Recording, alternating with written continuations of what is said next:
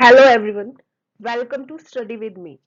आज हम इस वीडियो में चैप्टर 2 हम करेंगे हिस्ट्री एनसीईआरटी का क्लास 6। लास्ट वीडियो में हमने फर्स्ट चैप्टर कवर किया था और मैंने कहा था कि नेक्स्ट वीडियो में बाकी जितने भी चैप्टर्स आगे बचे हुए हैं रिमेनिंग उन सबको एक ही वीडियो में करेंगे, लेकिन वीडियो बहुत लेंथी हो जाता और बोरिंग लगता, इसलिए एक एक करके ही इनको कवर करते हैं। तो शुरू करते हैं। Hunter gatherers.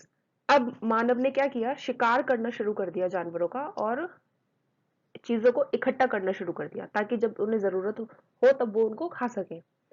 Generally they hunted wild animals, caught fish and birds, gathered fruits, roots, nuts, seeds, leaves, stalks and eggs। क्या करते थे, आमतौर पर जो जंगली जानवर होते थे उनका शिकार करते थे, मछलियां पकड़ना, फ्रूट्स रूट्स इन सबको इकट्ठा कर करके रखना, आने वाले मतलब बाद में खाने के लिए इनको इकट्ठा करके रखना शुरू कर दिया। 4 reasons why they moved from place to place। अब मनुष्य ने क्या किया, मूव करना शुरू कर दिया, एक जगह से दूसरी जगह शिफ्ट होना शुरू कर दिया।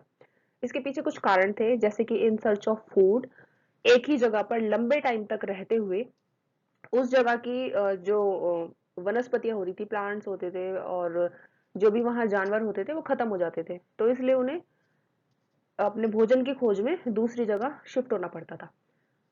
अगला है they had to follow animals.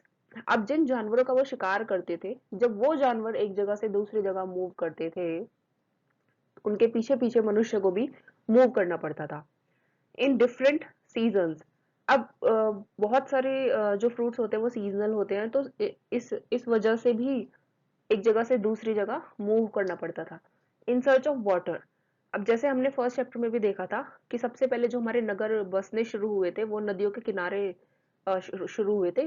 इसके पीछे कारण था कि नदियों, क्योंकि नदियां आसपास थी तो पानी की कोई कमी नहीं होती थी, पानी प्रचुर मात्रा में उपलब्ध था। तो जब कुछ नदियां ऐसी होती हैं जिनमें साल भर पानी होता है और कुछ ऐसी होती हैं जिनमें सीजन के हिसाब से कभी पानी होता है कभी नहीं होता है, तो जब नदियों में पानी नहीं होता था तो पानी की खोज में उन्हें दूसरी जगह जाना पड़ता था। इसके अतिरिक्त to meet friends and relatives, अपने रिश्तेदारों से मित्रों से मिलने के लिए भी उन्हें एक जगह से दूसरी जगह मूव करना पड़ता था। टूल्स। अब मनुष्य ने क्या किया, हथियार बनाने शुरू कर दिए। अब हथियार बनाने की आवश्यकता क्यों हुई, एक तो जानवरों का शिकार करने के लिए, खुद की सुरक्षा के लिए और पेड़ पौधों को काटने के लिए। अब हथियार किन किन चीजों के बनाए गए, stone, would and bone of animals. जिसमें सबसे ज्यादा जिन हथियारों ने सरवाइव किया, जो लंबे टाइम तक चलते थे, वो थे stone tools. Used to cut meat and bone, मांस और हड्डियों को काटने के लिए जानवरों की इन हथियारों का इस्तेमाल किया जाता था। आगे आता है भीमबेटका, जो कि एमपी में है। ये यहाँ से क्वेश्चन बनता है कि भीमबेटका कहाँ है, तो ये लोकेटेड है एमपी में और यहाँ रॉक शेल्टर्स मिले हैं। अब ये रॉक शेल्टर्स क्या थे, natural caves as they provided shelter from the rain, heat and wind.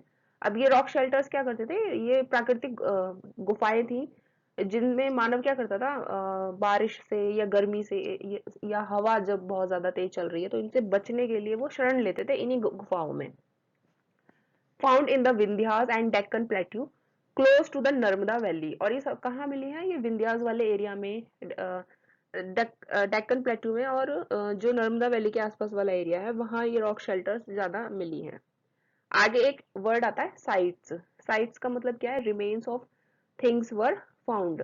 जहां अवशेष मिले हैं उनको साइट्स बोला जाता है। और ये अवशेष कहाँ कहाँ मिले हैं, ऑन द सरफेस पर भी मिले हैं, पृथ्वी के सतह पर भी मिले हैं, अंडर द अर्थ भी मिले हैं, यानी कि कुछ चीजें जो जमीन के अंदर दबा दी गई थी, अंडर वाटर पानी के अंदर भी मिले हैं। आगे हमारा आता है ट्रेसेस ऑफ एश। ये कहाँ मिले हैं, मतलब राख के अवशेष कहाँ मिले हैं, तो ये मिले हैं कुरनूल केव्स। क्वेश्चन ऐसे ही पूछा जाएगा सीधा सीधा कि ट्रेसेस ऑफ एश कहाँ मिले हैं, तो आंसर होगा कुरनूल केव्स। आगे आती है हमारी स्टोन एजेस। सबसे पहले आती है पैलियोलिथिक। तीन है हमारी स्टोन एजेस, पैलियोलिथिक, मेसोलिथिक और नियोलिथिक। पैलियोलिथिक ये एक ग्रीक वर्ड है जिसमें पैलियो का मतलब होता है ओल्ड और लिथोस का मतलब होता है स्टोन। इसका टाइम पीरियड है 2 मिलियन ईयर्स से लेके 12,000 ईयर्स अगो तक।